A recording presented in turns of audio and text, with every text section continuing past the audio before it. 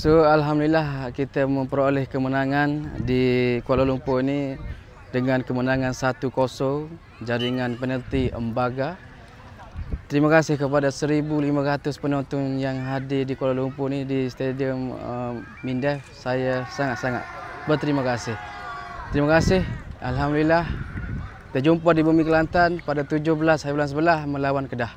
Acah tak acah, ya Brona. Misalnya ni. Kamu ni. Terima kasih. Kamu ni. Yang ugi bayar mak dia. Alhamdulillah, terima kasih. Allah, rezeki bagi kita. Amin. Semoga moral. Apa?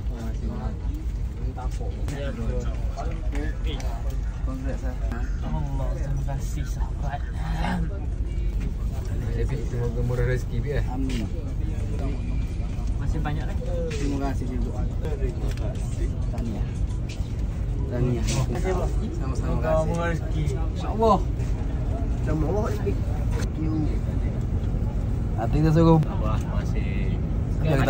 Okey, itu antara money-money yang kita bagi kepada pemain kerana memberikan kemenangan tentang Aufos.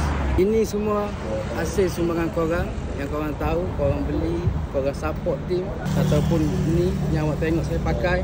Ini semua hasil sumbangan semua orang. Terima kasih.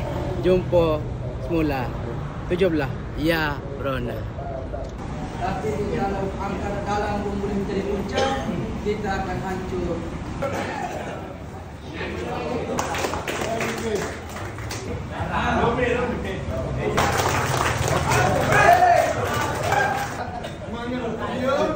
Dia teruskan kebilangan.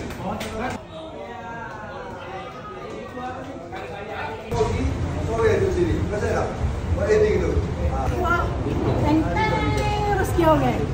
Dua apa tu? Tu.